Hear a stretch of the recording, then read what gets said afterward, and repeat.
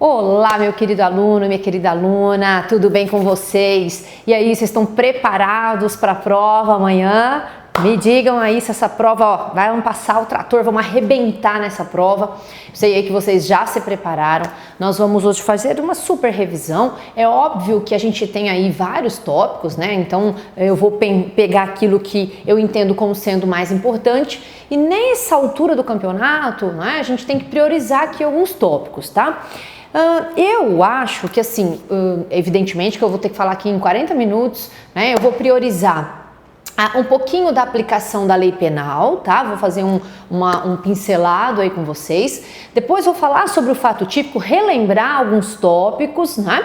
E, evidentemente, nós vamos relembrando algumas coisinhas. Por quê? Porque crimes patrimoniais, crimes contra a pessoa e crimes contra a administração pública sempre são cobrados aí nas provas, né? Então, professora, vamos fazer um milagre aí para ver se a gente lembra ou faz alguma questão aí da prova de amanhã, tá? Então, começando pela aplicação da lei penal, vocês se lembram, né, que nós temos a nossa legislação, ela tem início para vigorar, em regra, ela não tem prazo para terminar, a não ser naquelas leis que são excepcionais e temporárias colocadas lá no artigo 3º, ok?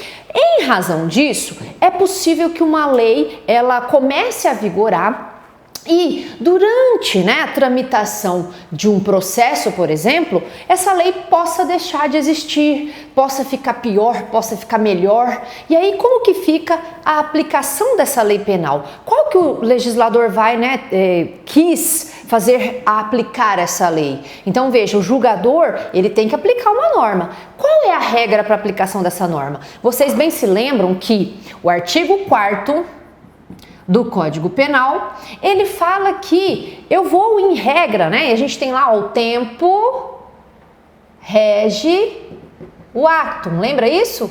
O tempo rege o ato. Então nós vamos considerar como regra o momento ou a lei do momento em que o sujeito pratica a conduta criminosa. Então lá no artigo 4º nós temos o tempo do crime.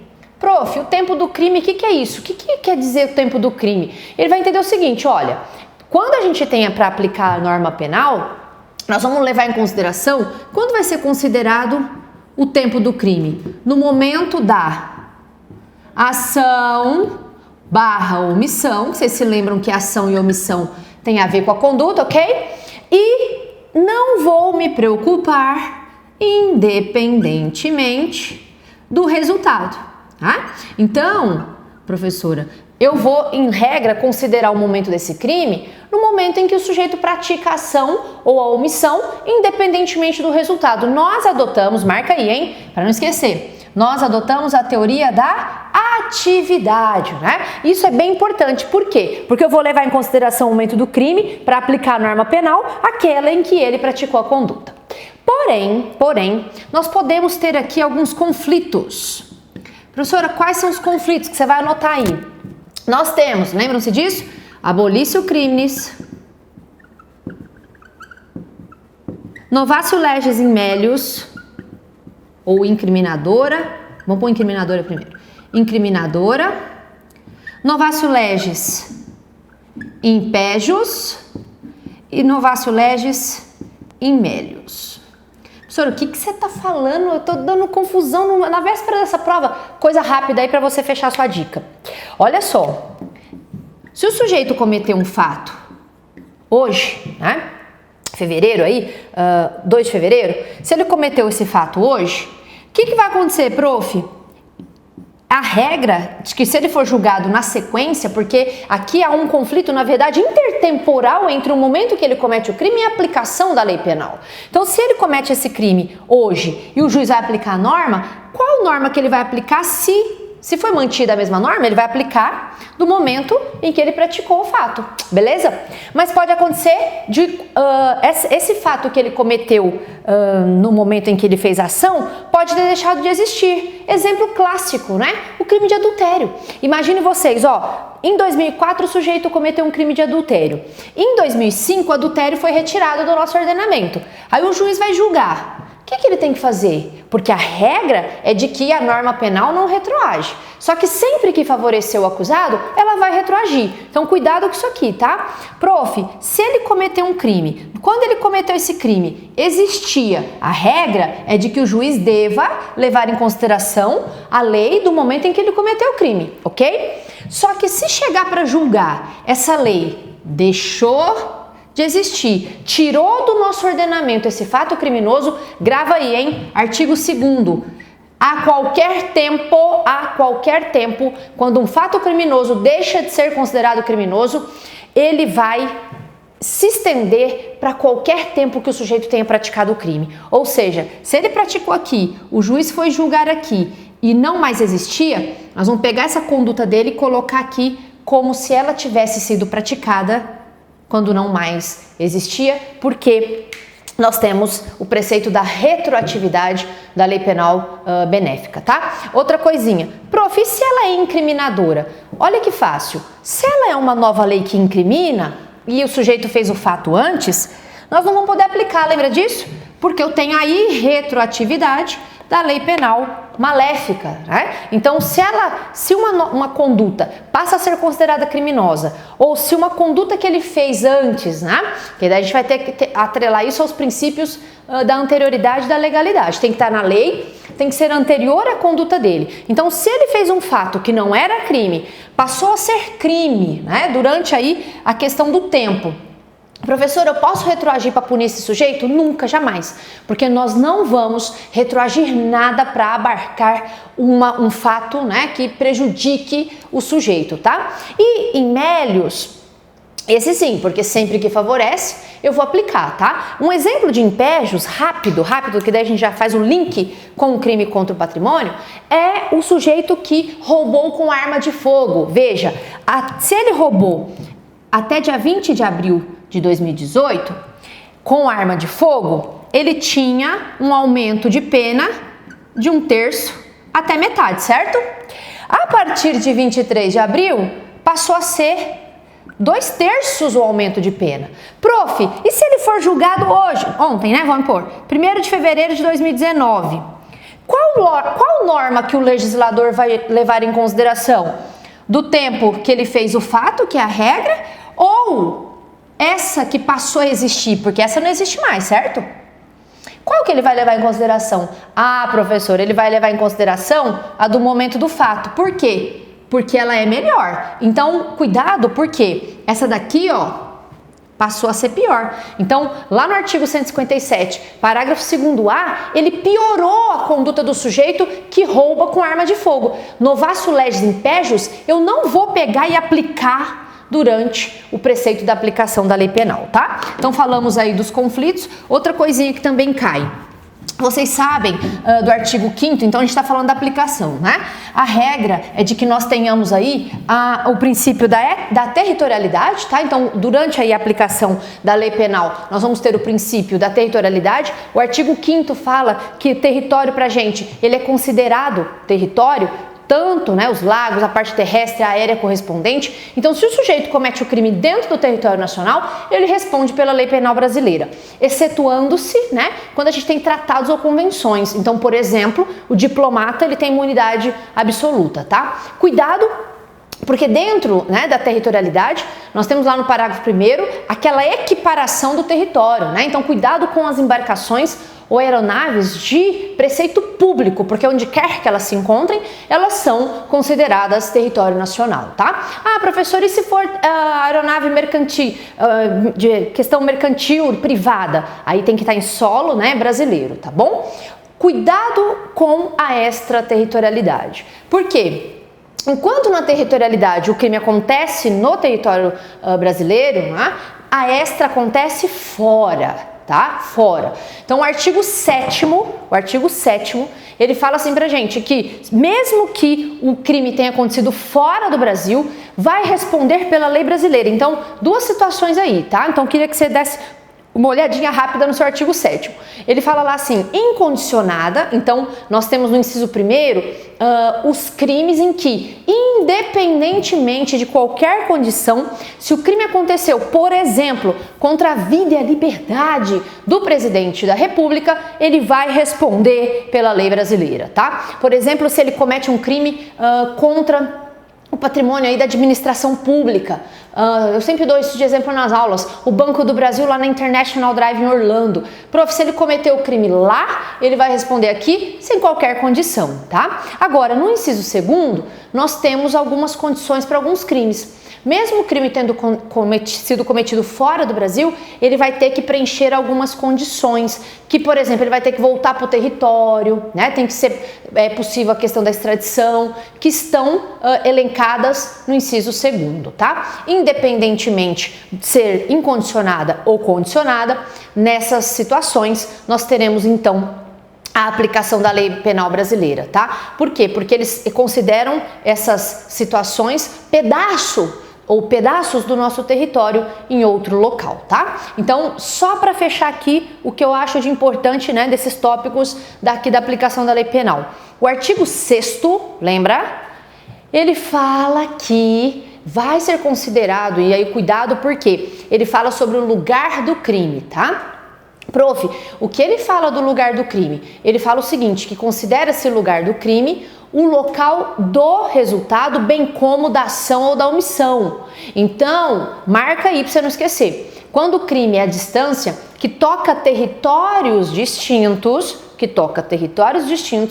nós teremos necessariamente aí a questão de ser possível considerar como lugar do crime tanto onde aconteceu a ação, bem como também o resultado, tá? Então, olha só, imagine aí que o sujeito mande uma carta para alguém, né, no Paraguai.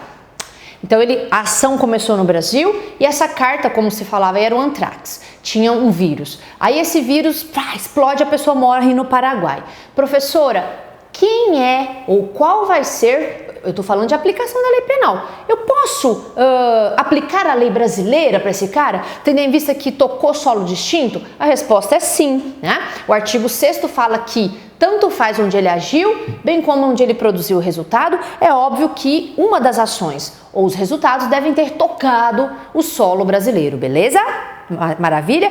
Prof, que teoria que a gente adota? Teoria da ubiquidade, tá? Teoria da ubiquidade ou teoria mista, tanto faz. Eu falo que é a teoria flex, parece aquele carro, né? Álcool, gasolina, ele bebe de tudo, tanto faz. Então, se tiver possibilidade de aplicar aqui a lei brasileira, ele vai aplicar, tá? Não se esqueçam disso. A gente fecha então o primeiro tópico aí relevante, tá? Vamos falar um pouquinho, então aqui, ó, eu vou pegar o tópico 3, 4 e 5 e vou fazer uma coisa só, tá? Então vocês se lembram do fato típico, ele tá falando fato típico e seus elementos, né? Então nós vamos falar aqui rapidinho, ó. Conduta, nexo de causalidade, tipicidade, quero colocar tipicidade por último, tipicidade e resultado. Esses são os elementos do fato típico, tá? Então, vou fazer um juntado aqui do tópico 3, 4 e 5, tá? Aí nós vamos falar do iter criminis, que é o crime tentado, aí nós vamos falar da tentativa, e depois nós vamos falar da ilicitude. Vamos ver o que a gente pode falar aqui, tá? Então, olha só, vocês se lembram, depois nós vamos fazer um bate-bola aí dessa questão dos crimes, tá? Pra gente fechar. Fato típico, teoria analítica do crime. Professora, o que é crime? Fato típico, antijurídico e, para alguns, culpável, né? Que fala aí da questão da pena. Para vocês não cai pena, então ele considera a teoria bipartida. Crime é o quê? Todo fato típico e antijurídico. Então eu tô falando ilicitude, mas você vai anotar aí, né? Que você não lembrar. Antijuridicidade, tá? Antijurídico. Então, beleza, professora. Se ele preencheu esses elementos do fato típico e for ilícito, pá, surgiu o crime, ok? Então, surgiu o crime. Beleza, vamos falar um pouquinho. Conduta, o que é conduta? Conduta humana, tá? Em regra humana. Ah, professora, mas a pessoa jurídica entra aqui? Excepcionalmente sim, tá? Excepcionalmente, nós vamos ter aí possibilidade, na verdade, não só da conduta, da responsabilização da pessoa jurídica aqui no nosso ordenamento penal pátrio, tá? Mas em regra, a conduta tem que ter uma ação ou omissão humana, lembra disso? Ação ou omissão humana. Lembrando que a maioria dos crimes são crimes comissivos, precisa fazer. Prof, mas e se ele não faz? Crimes omissivos. Nós vamos dividir aí, ó, os crimes omissivos próprios e omissivos impróprios. Lembra disso? Professora, onde você tá? Eu tô aqui, ó. O que é conduta? Ação ou omissão, voluntária e consciente, dolosa ou culposa, objetivando um fim, beleza? Tô falando da conduta omissiva, porque comissiva você sabe, ó, fazer, tacar pedra, atirar, eu preciso de um acionamento. Mas o deixar de agir, ó, também é relevante para nós, tá? Ele é tão relevante o deixar de agir que tem hora que já vem fixado no preceito normativo, como é o crime de omissão de socorro, lá no 135, tá? Mas tem hora que ele não fala assim em todos os crimes o deixar de agir, mas ele vai punir. Lembra disso? Artigo 13, parágrafo 2º do CP, quando ele fala que o sujeito tem o dever legal, garantidor, e colocou essa pessoa numa situação anterior, tá? Não se esqueçam desse. Professora, cuidado, que daí a gente já vai fazer um link. Os crimes omissivos próprios não admitem tentativa. Eu não tenho como tentar deixar de dar o socorro. Ou eu dou ou eu não dou. Marca isso, hein? Aqui, nos impróprios, ele precisa fazer, mas ele tem um preceito normativo negativo. E por causa disso, ele produz um resultado. Cuidado! Ele responde pelo resultado causado em razão da negativa, hein? Clássico, né? Um exemplo clássico. Salva vidas. Ele tem que pular se a pessoa estiver afogando, lembra disso? Só que o professor, ele tá olhando a pessoa afogar e fala, morra, né? Vou lá para minha prova da PRF amanhã, não vou te salvar. Se ele faz isso, ele vai responder pela morte, se a mulher morrer, a título de dolo. Porque lá no artigo 13, parágrafo 2º, ele fala resultado doloso ou culposo, hein? Então, cuidado, ó. Ah, mas e se ele tava ao celular, professora? Falou, não vai acontecer nada com essa mulher, não. Eu só vou atender aqui a gata que tá ligando. Vira, quando ele vê a pessoa morre. Mesmo assim, ele vai ser responsabilizado, hein? A título de culpa, tá? Então, cuidado ali com os crimes omissivos. Falar um pouquinho, eu tô correndo porque quanto mais eu falar pra vocês, melhor, tá? Então, vai aí, engata primeiro. Sem moleza, é amanhã, hein? Vambora. Dolo e culpa. Dolo e culpa, cuidado, né? A gente tem o dolo direto, quando o sujeito quer o resultado, ele espera esse resultado, enfim. E nós temos o dolo indireto na modalidade eventual, tá? Prof, o que é o dolo eventual? Ele não quer inicialmente o resultado, ele sabe que pode acontecer, mas ele não para a sua ação porque ele não está preocupado com o que vai ser produzido, tá? Isso está no artigo 18, segunda parte. Cuidado, porque a conduta, a gente tem dolo e tem culpa. A culpa, ela é excepcional. Eu só posso punir a título de culpa se o tipo penal expressamente colocar pra gente lá, tá? Então, onde está isso, prof? O artigo 18, no inciso 2º, ele fala que toda vez que alguém agir com culpa, ele vai ter aí que provar a questão da imprudência, da negligência e da imperícia, tá? E aí, cuidado, por quê? Imperícia, o cara não tem preceito técnico para poder agir e ele faz isso. Na negligência, ele deixa de agir com a cautela necessária. E na imprudência, ele age sem a cautela, tá? Produzindo, então, um resultado não querido, mas produzido em razão dessa inobservância dessas cautelas que são necessárias, tá? Cuidado que os crimes culposos, eles também não admitem tentativa. Eu não tenho como tentar deixar de observar, ok? Então, nesse caso, a gente também não vai punir os crimes culposos. Prof, beleza, ele fez uma ação, tem voluntariedade, partiu dele. Essa conduta, cuidado, tá? Porque nexo de causalidade e resultado, eles são atrelados aos crimes materiais. Então eu tenho que ter uma conduta que tem que ter ligação para o resultado.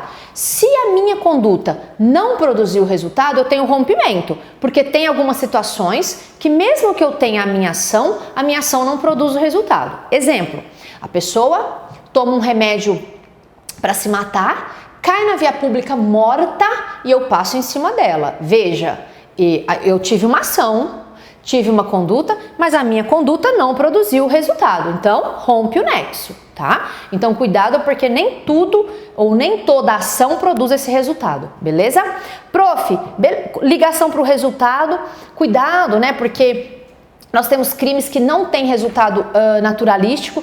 Todos os crimes têm resultado jurídico, que é a violação a esse bem jurídico tutelado, tá bom? E tipicidade. Isso é importante, por quê? O sujeito às vezes pode cometer todos os elementos aqui do fato típico. Quando chega na tipicidade, a gente vai dividir a tipicidade em formal e material. Na formal, tudo isso que ele faz tem que estar tipificado legalmente. Então tem que estar na lei, beleza? Tá na lei, eu entendo como sendo típico. Só que eu preciso reprovar socialmente essa conduta.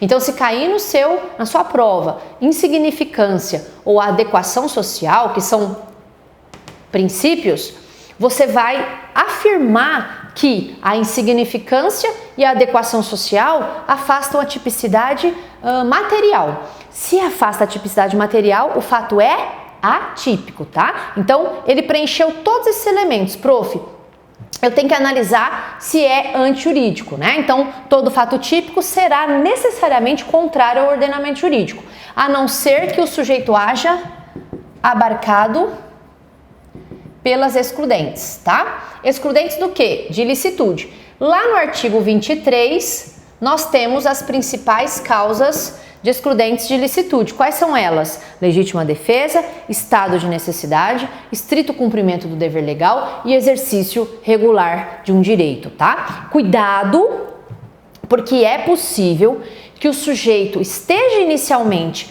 agindo com uma causa que exclui a ilicitude, mas ele acaba indo além. Nós chamamos isso de excesso punível, tá? Então, toda vez que ele excede os elementos constitutivos de uma excludente, ele age, evidentemente, com excesso. E ele vai ser punido a título de dolo e de culpa, tá? Então, imagine aqui o seguinte, rapidinho.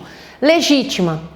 Ele vai repelir injusta agressão atual e iminente a um direito meu ou de terceiro. Então a pessoa, e cuidado que a gente tem um preceito putativo, né? Mas aqui, ó, a pessoa chega pra me roubar, eu tô com um pau na mão, eu vou e dou a paulada nele. Ele vai e foge. Ponto, machuquei, arrebentei ele. Só que eu dei uma paulada, ele fugiu, eu agi para repelir uma injusta agressão a um direito meu, usei dos meios moderados, revidei, perfeita, legítima. Mas imagine o seguinte, tá? Imagine que ele veio para me roubar, tava com uma faca, eu tava com esse pau de Betis aí que a gente joga, eu vou e dou 7 pauladas até o olho dele cair, sair da órbita. Veja, eu excedi, porque na segunda paulada eu já tinha repelido, já tinha paralisado a manobra criminosa. Então, nesse caso, esse excesso vai ser aí punido a título de dolo nesse caso, tá? Então, cuidado com o excesso. Essa questão do excesso vale para todos. Tanto no estado de necessidade quanto no exercício regular de um direito. Quer ver um exemplo? Na luta, né, no MMA, a pessoa pode bater, né? Então, só não pode bater em alguns lugares que daí não considera o exercício regular de um direito. Mas, por exemplo, ele bateu, ele tá dando um murro no cara. Enquanto o cara não bate a mão, ele tá exercendo o regular direito. Mas imagine o seguinte, ele socou, o cara bateu a mão e ele continuou socando. Pô, professor, isso é excesso. Pá! Ele vai responder pelo excesso punível, tá? Então, cuidado aqui porque às vezes ele tem um fato típico, mas ele vai agir abarcado por excludente. Se ele agiu abarcado por excludente, não tem crime, tá? Ele absolve aí. Falar um pouquinho do iter criminis. Professora, no tópico do seu edital, ele fala, né, do crime tentado. Olha só, o artigo 14.2 do CP, ele fala que às vezes eu posso iniciar os atos executórios e deixa eu até tirar aqui, para não confundir vocês. Ele pode iniciar os atos executórios e ele não chega até o final. Então, como assim, né, prof? Vamos fazer aqui, ó. bonitinho, rapidinho, pra gente só marcar e matar uma questãozinha do seu concurso, ó. Então ele tem um percurso que ele vai fazer, né, durante a manobra criminosa. Então a gente tem a cogitação, que não se pune. Nós temos os atos preparatórios, que em regra, não serão punidos, né? Porque em regra, prof, porque excepcionalmente pode ser que a gente tenha aí punição. Ó os exemplos. Às vezes eu tô me associando para cometer crimes, é uma preparação que é punida, tá? Petrechos para falsificação de moeda. Às vezes eu não falsifiquei a moeda, eu só tô com os petrechos. São atos preparatórios que o código pune. Então, em regra, eu não vou punir os atos preparatórios. Aí ele começa a execução do crime. Começou a execução do crime, a vontade dele é terminar, fazer a consumação, tá? Só que, o que pode acontecer aqui? Ele pode iniciar, ele inicia a execução, ou ele chega aqui, ó, antes do final, e por circunstâncias que não partem da vontade dele, ó, pá, ele pode não chegar até o fim, tá? Então, o artigo 14.2 do CP fala aí do crime tentado, tá? Então ele pode começar a execução ou chegar até o final e essa execução não acontecer. Um exemplo, ele dá um tiro na pessoa, então já vamos começar até a linkar aqui com os crimes em espécie, né? Ele dá um tiro na pessoa, na hora que ele vai dar o segundo, alguém pega, cai em cima dele e fala, você tá louco? E tira, faz ele parar de atirar. Prof, nesse caso, ele não conseguiu, né, matar. Como que vai ser a punição dele? O Estado vai puni-lo pelo crime que ele queria, diminuído de 1 a 2/3. Por quê? Porque ele não conseguiu, mas não foi porque ele não quis, foi porque alguma coisa parou a sua ação, tá? Um cuidadozinho, que eu vou pôr de outra cor. Nós temos aquilo que a gente chama de tentativa abandonada.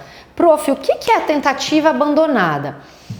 Às vezes ele também vai começar e às vezes ele também não vai terminar, tá? Onde que a gente tem isso? No artigo 15 do CP, ele fala da desistência voluntária e do arrependimento eficaz, ok? Prof, desistência voluntária, iniciou e parou, desistiu. Então ele fala lá no artigo 15, iniciados os atos preparatórios, o sujeito desiste de prosseguir com a ação. Se ele desistiu de continuar, foi a vontade dele. O código manda ele responder só por aquilo que ele efetivamente fez. Exemplo clássico, hein? Ele dá um tiro e aí alguém... E cuidado que voluntariedade não tem a ver com espontaneidade aqui, tá? Então alguém pode pegar e falar pra ele, cara, para, amanhã tem a prova da PRF, você tá louco? E vejam, se ele parou, ele desistiu voluntariamente, porque o ato voluntário é aquele que ele faz. Porque se alguém pegar na mão dele... 14.2, tá? Circunstância alheia. Então, se alguém falar pra ele, para de atirar, ele deu um único tiro, podendo prosseguir, ó, podendo continuar, nós vamos estar diante da desistência voluntária. Prof, como que vai ser a punição desse sujeito? A punição desse sujeito vai ser por aquilo que ele praticou. Então, por exemplo, aqui, lesão corporal, tá? Ah, mas e se ele deu 3 tiros e aí ele se arrepende? Eu só arrependo do que eu já fiz. Então, se ele deu 3 tiros e parou a manobra criminosa, nós vamos ter o quê, prof? Aqui, ó, a mesma coisa. Se ele deu um tiro e parou, se ele deu 3 e conseguiu impedir o resultado, nós vamos dar a ele a punição que, ou só daquilo que ele efetivamente praticou, tá? Ou seja, se ele deu 3 tiros, vai também responder por lesão corporal, tá? Cuidado, porque se o crime se consuma, nós temos aqui, ó, o arrependimento posterior. E aí no artigo 16 do Código Penal, ele fala que se ele reparar o dano antes do recebimento da denúncia, desde que o crime não tenha violência ou grave ameaça, nós vamos ter aqui a diminuição de pena, tá? Outra coisa que tem que tomar cuidado com os crimes patrimoniais, que daí nós já vamos fazer um link aqui, né, com o patrimônio. Imagina o seguinte... Hoje a gente adota, pela súmula 582 do STJ, a questão da inversão da posse para consumação do crime de furto e roubo, beleza? Professora, como que fica o sujeito que inverteu a posse, pegou o bem, presta atenção, pegou o bem, tá saindo do lugar, se arrepende e volta, tá? Aí ele se arrepende, volta e repara o dano. Cuidado, tá? Porque aqui o crime já se consumou. Então, por que eu tô falando isso? Porque tem gente que acha que arrependimento é eficaz. Não é, hein? Se ele, imagina aqui, ó, ele tá num lugar, vamos falar do furto porque o roubo não caberia de nenhum jeito, tá? O arrependimento posterior. Então ele tá lá numa fila, isso tem bastante coisa no WhatsApp mandando esse vídeo. O cara tá na fila, a carteira cai, ele pega a carteira, leva embora, aí na hora que ele tá saindo ele fala, arrependi. Cutuca o cara e entrega, fala, ai, toma, entrega. Ele reparou o dano, não reparou? Cuidado que isso não é um arrependimento eficaz. Isso é um arrependimento posterior, de acordo com a súmula, ó. 582 do STJ, que adota a questão da teoria da Amosto, inversão da posse, tá? Então, aqui seria possível para ele a diminuição de pena e não a questão do arrependimento eficaz, tá? Então, fechamos aí o que eu acho importante. Só pra gente terminar esse tópico. Anota aí, tem crimes que não admitem, tem infrações penais que não admitem tentativa. São elas as contravenções penais, os crimes culposos, os crimes habituais, os crimes omissivos próprios, os crimes unissubsistentes e os crimes pré-terdolosos, tá? Chopp, bem que você quer tomar um chopinho, né? Mas amanhã a sua prova não vai com graça não, hein? Não pode tomar essa chopp, deixa pra tomar depois, ó, quando já tiver policial rodoviário federal aí, hein? Então, prof, só repetindo, hein? Infrações penais que não admitem o fracionamento do preceito criminoso, tá? Contravenções penais, crimes culposos, habituais. Prof, por que os habituais? Os culposos nós já falamos. Por que os habituais? Porque, por exemplo, se ele está fazendo curandeirismo, ele tem que fazer mais de uma vez. Então, se ele faz uma ou faz duas, aqui a gente não tem o fracionamento da conduta, tá? Os crimes omissivos próprios, vocês já sabem, eu não tenho como tentar deixar de dar o socorro, ou eu dou o socorro ou eu não dou. Não tenho como tentar deixar, porque traz um preceito negativo, tá? E os crimes unissubsistentes, prof, lembra disso, ó, daí a gente já tá fazendo um link dos crimes em espécie. Lá nos crimes contra a honra, vamos falar do crime de ameaça. No crime de ameaça, eu tá lá no 147, ameaçar alguém com gestos, escritas ou palavras causando-lhe um mal injusto ou grave. Lembra disso? Como que eu posso ameaçar alguém com gesto? Ó, ou eu vou fazer assim, ou eu não tenho... Você vai se sentir ameaçado se eu fazer assim, ó? Eu não tenho como. Então, é um crime unissubsistente, é um ato só. Se é um ato só, não tem como fracionar a questão de conseguir ou não conseguir, ou ele consegue ou ele não consegue. Marca isso, hein? A mesma coisa acontece com o crime contra a honra, né? Que tá dentro aqui, ó, dos crimes contra a pessoa.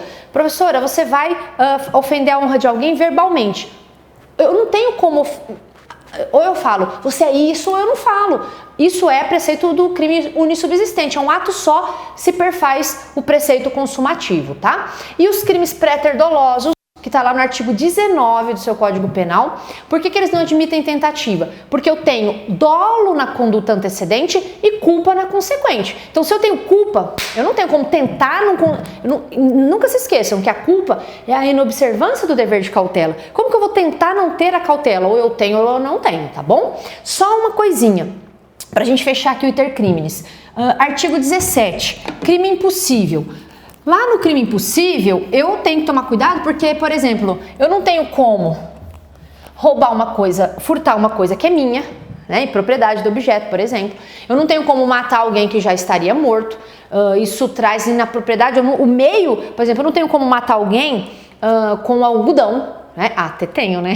Eu digo assim, tocando, não tem como violar a integridade física de alguém com algodão, mas eu tenho como colocar na boca da pessoa e fazer asfixia. Mas por exemplo, um palito de fósforo. Eu até tenho como matar. Se eu ficar, né, o tempo todo pegando ele aqui na jugular, por exemplo, eu consigo matar em 1 minuto, mas eu tenho que ficar cutucando. Então, se quiser matar com uma facada, um fósforo eu não vou conseguir matar, porque o meio não vai ser apropriado. Então, nesse caso, eu vou ter crime impossível, tá? Coisinha importante, só pra gente fechar. Cuidado, nos crimes contra a pessoa a gente tem os crimes dolosos contra a vida, né? Então essa questão aqui não importa. Lá nos crimes contra a vida a gente tem homicídio, infanticídio, instigação, induzimento e auxílio ao suicídio e o aborto Cuidado, nesses crimes, o único que comporta a forma culposa é o homicídio, tá? Cuidado com o infanticídio é sempre cobrado, né, aí nos concursos. Por quê? Porque ele tem uma condição específica de quem mata e uma condição específica de quem morre. Ele é, na verdade, bipróprio. Não é qualquer um que morre, não é qualquer um que mata, lembra disso?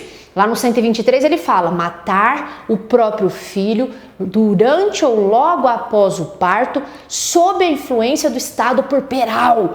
Cuidado com essa questão do estado puerperal. Por quê? Porque nós temos crimes, né, de abandono, né, de menores, aí, de incapaz, e nós temos a questão do abandonar alguém, quando ele abandona o menor por causa de desonra própria, tá? Então, lá no artigo 134, a mãe vai abandonar o menor para ocultar desonra própria. Muito cuidado com isso, porque ela pode estar em estado puerperal, mas a vontade dela não é animus necandi, ela não tem a vontade de matar esse bebê, mas pode acontecer de matar. Então, imagine o seguinte, ela está em estado puerperal, ela quer abandonar o bebê porque ela não quer ficar com esse bebê, mas ela não quer matar. Ela solta o bebê num lago e o bebê morre. Aí você vai lá e fala, infanticídio. Para ser infanticídio ela tem que falar, eu vou matar agora esse bebê não sei para que ele nasceu, e afoga o bebê no rio. Então tem bem diferença com uma circunstância que está em vários crimes, hein? Cuidado com isso, porque daí aqui entra nos crimes contra a pessoa, mas por exemplo, os crimes ou pode ser do abandono do 133 ou abandono para ocultar desonra própria no 134, tá? Só aqui questão do patrimônio. Cuidado porque nos crimes patrimoniais nós temos, todos eles terão que ter alguma vinculação com desfalque. Por quê? Porque o nome já fala, crime contra o patrimônio. Então eu falo cuidado porque a gente tem aqui nos crimes contra a pessoa, por exemplo, o crime de constrangimento ilegal. Ele fala lá assim, constranger alguém mediante violência ou grave ameaça a fazer a pessoa fazer alguma coisa que a lei não manda. Ponto. Aí você vem aqui no crime de extorsão, ele fala, constranger alguém mediante violência ou grave ameaça a fazer ou praticar alguma coisa que a lei não manda com a questão de obter vantagem. Então vocês percebem aí que a finalidade dessa segunda conduta é causar desfalque patrimonial em alguém. Então, às vezes eu vou ter condutas que estão em vários tipos penais, mas eu especifico. Então, por exemplo, a extorsão. O sujeito vai constranger, vai forçar alguém. Professor, dá um exemplo de extorsão. Eu forço ele a assinar uma folha de cheque. Veja, tô forçando, constrangendo, tolhendo a liberdade dele para ele assinar uma folha de cheque, ele não é obrigado, né? Agora, extorsão mediante sequestro. Cuidado, porque são crimes formais, eu não preciso obter a vantagem, basta aí que eu constranja ou que eu faça a privação da liberdade, tá? E, inclusive, são crimes permanentes, enquanto eles estão privando ou enquanto estão constrangendo alguém, o crime está acontecendo, tá? Cuidado com o roubo, principalmente na questão do roubo próprio e impróprio. Ele pode empregar violência ou grave ameaça antes, durante e depois de ter subtraído o bem, tá? O cuidado que eu quero que você tenha é que nem sempre a gente tem roubo com violência. Porque, por exemplo, se ele coloca um Boa Noite Cinderela na pessoa, e isso faz com que ela não tenha resistência para poder, né, na verdade, fazer qualquer ação. E aí o artigo 157, lá no caput infine, né, ou seja, no final, ele fala que também vai ser roubo se a pessoa não puder, né, se ele acabar com a resistência da pessoa. Cuidado que olha uma questãozinha que eu vi.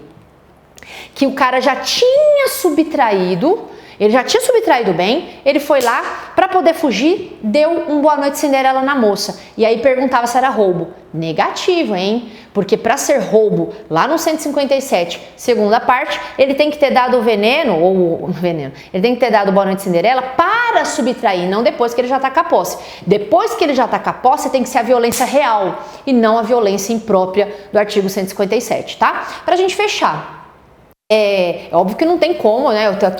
Eu priorizei a parte geral, porque a parte geral dá pra gente fazer link, né, com a parte aqui especial. Só uma coisinha, mudanças, hein? Cuidado, porque hoje, se o sujeito furta explosivo ou furta com explosivo, nós temos lá no artigo 155 a mesma pena que dá para o roubo, de 4 a 10 anos, tá? Então não importa se ele roubou o explosivo ou com o explosivo, nós vamos ter aí a figura qualificada no crime de furto, tá? E no de roubo, a mesma coisa. Se ele roubou com explosivo ou robô ou explosivo, cuidado que a gente tem aqui uma diferença, né, inserida para nós recentemente da questão da arma de fogo, tá? Então eu já dei exemplo dessa questão quando falei da aplicação da lei penal, só para você não esquecer que hoje o sujeito que rouba com arma de fogo, ele vai ter um aumento de 2/3, tá? E antes, né, antigamente, antes de 2018, aí, em 23 de abril, ele tinha de 1/3 até metade. Outro cuidado, quem rouba hoje com emprego de faca não vai ter esse aumento. Por quê? Porque o parágrafo 2º-A fala do aumento com arma de fogo, tá? Então, bastante cuidado aí. Pra gente fechar, agora de verdade, os crimes contra a administração pública, ele tem uma questão extensa. Mas sempre que possível, ele cobra de vocês os crimes funcionais. Então, só um cuidadozinho que é bem bacana, né, nesse momento aí da sua preparação, só você lembrar que nós temos, dentro dos crimes contra a administração pública, crimes que são cometidos pelos funcionários públicos, crimes que são cometidos pelo particular contra a administração em geral. Eu tô falando isso por quê? Porque às vezes ele põe as pessoas distintas e coloca lá nas assertivas, e se você já sabe quem foi que praticou, você já elimina um monte de questão, tá? Então, por exemplo, peculato, concussão, corrupção passiva, advocacia administrativa, abandono de função, né? Violação de sigilo funcional. Então, dos artigos 312 até o 327, quem pratica é o funcionário público. Então, às vezes ele põe lá uma conduta, sendo do funcionário público, se você visualizar, por exemplo, desacato, desobediência, né? E aí ele traz a questão, por exemplo, tráfico de influência, quem pratica é o particular. Então você já arrebenta um monte de assertiva que não esteja desdobrado da conduta do particular, tá? E cuidado que esse cai muito os crimes contra a administração da justiça. Perceba o seguinte, é a administração pública, mas atrapalha o andamento da justiça. Então a gente tem vários aí, ó. Temos a denunciação caluniosa, a autoacusação falsa, falsa comunicação de crime, fraude processual, lembra disso? Coação no curso do processo, favorecimento pessoal, favorecimento real. Qualquer um pode praticar porque atrapalha o andamento da justiça, tá? Então, bastante cuidado com isso. Lembrando que tem um crimezinho que eles gostam bastante de cobrar, que é a falsa comunicação de crime, falso testemunho, tá? Então, o falso testemunho, que tá lá no artigo 342, ele atrapalha a administração da justiça e pode também acontecer em fase de inquérito policial, tá bom? Então, ufa, maratona, né? Falei, acho que corri aí, espero acertar alguma questão para vocês, mas vocês estão mais do que preparados. Desejo que vocês façam uma excelente prova. Um pouquinho de sorte sempre vai bem para quem tá preparado, né? Porque aí junta tudo e ó, arrebenta amanhã nessa prova. Mandem notícias, nós estamos aqui, né, torcendo por vocês e contem conosco aqui do Instituto Daniel Sena. Um grande beijo, boa prova, tchau, tchau.